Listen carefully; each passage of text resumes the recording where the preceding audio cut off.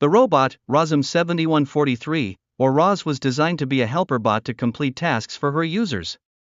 A wave hits ROS, and she climbs up the walls as she witnesses a crab climbing up, adapting and learning to survive. ROS tries to help the other animals in the forest, but she just ends up frightening or angering them due to miscommunication.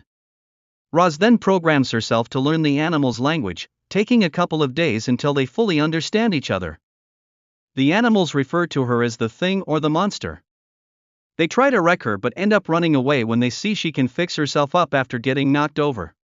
With nothing else to do, ROS tries to activate a beacon within her to call for her makers, Universal Dynamics, to retrieve her. She gets struck by lightning and then has her body being rummaged by greedy raccoons. ROS's hand is able to fight off the raccoons and help her get herself mostly back together. One of the raccoons steals her beacon, and ROS chases after it, only to end up disturbing a bear named Thorn. The bear chases ROS after slashing her, causing ROS to fall down a hill and crash into a tree, destroying a goose nest. ROS finds that she has accidentally killed the mother and her eggs, save for one. ROS takes the egg with her and tries to study it, only for a fox named Fink to swipe it from her. ROS chases after Fink and manages to get the egg back after he falls on top of a porcupine. ROS removes the quills from Fink and then sees the egg hatching. A small gosling emerges and imprints on ROS. ROS tries to leave the gosling alone, thinking she has completed his task.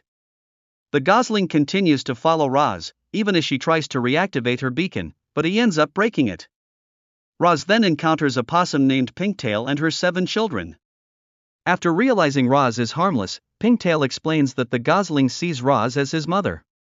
While ROS does not think she is programmed to understand motherhood, she takes it on as her new task after Pinktail describes raising the gosling as such. Fink joins ROS with his offer to help her raise the gosling, but he mostly gets free food out of it. ROS names the gosling Brightbill and teaches him to call her ROS since he cannot pronounce her full name. ROS spots a beaver named Paddler and learns to build a home big enough for herself, Brightbill, and Fink. When Brightbill has trouble sleeping, Fink tells him a story by making ROS seem like a hero who came to help Brightbill when he was feeling sad. Over the next few months, ROS's code reprograms, with her speech becoming more normal and not robotic. Brightbill gets older and is still getting the hang of swimming, before ROS tries to get him to learn to fly.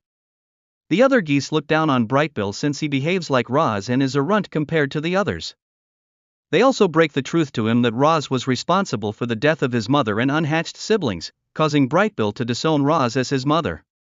ROS goes back to the cave where she got washed up on, finding the broken and rusted remains of other ROSmbots. She manages to turn one back on, as she thinks the task of motherhood has become too impossible.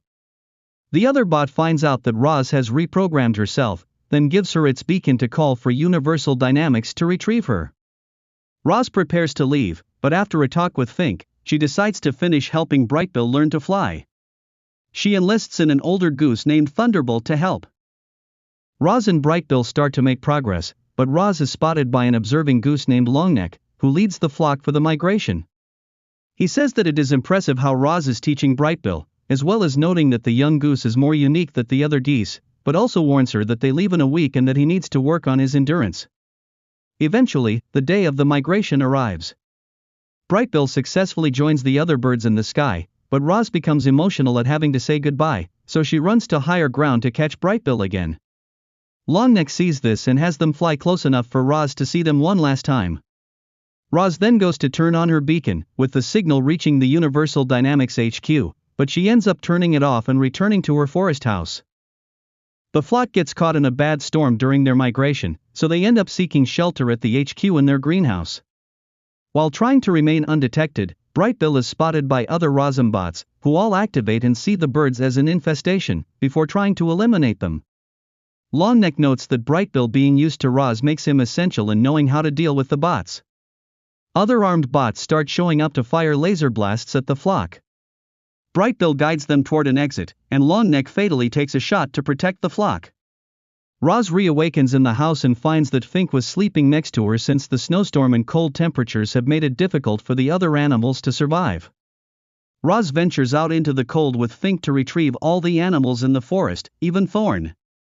However, the animals grow antagonistic towards each other from being packed inside ROS's house, forcing Fink to intervene and call for a truce. Thorn agrees, so everyone else backs down so they can hibernate. In the spring, the animals leave the house and the birds return from their migration. Brightbill happily greets Fink again, but he joins the geese in mourning Longneck. When Brightbill goes to find Roz, she has left the house. Roz walks until a Universal Dynamics ship descends. A tentacled robot named Vontra has been sent to bring Roz back since the heads at UD want to gain any information obtained by her during her stay on the island. Roz willingly joins Vontra, but Fink arrives in time to tell Roz that Brightbill has returned for her. Roz makes a run for it, so Vontra sends other armed UD bots to go after her. The other animals join together to protect Roz, knocking the robots down and breaking them apart. However, Vontra causes the robots to self-destruct, setting the forest ablaze and using the opportunity to take Roz. Brightbill leads the other geese to rescue Roz. Vontra tells her she will have her memories wiped to reprogram her. He manages to break his way inside, only to find Roz seemingly shut down. Brightbill nuzzles up next to her, calling her his mom and saying he loves her. This causes Roz to reactivate, as most of her energy comes less from her head and more from where her core used to be, like she has grown a new heart. She tells Brightbill she loves him too. Vontra tries to take them both down, but the other geese use the ship's guns against it to destroy it, while Roz's hand detaches to turn on a magnet that drains Vontra of all power. Roz puts Brightbill inside her body as they fall back down to the forest while the ship goes down. Meanwhile, the other animals go to the tallest tree in the forest that Paddler had been trying to chew down for ages, redirecting the water from the river into the forest to put out the fire. Once the smoke has cleared, the other animals cheer for Roz as a hero. However, she tells them that she is willingly returning to Universal Dynamics for the safety of the other animals, since Vontra had warned that they would just keep coming back for Roz. Fink is sad, thinking he is losing his only friend, until Pinktail, Thorn, and Paddler, among others, say they are his friends. Roz bids Brightbill and all the other animals farewell as she waits for another UD ship to arrive.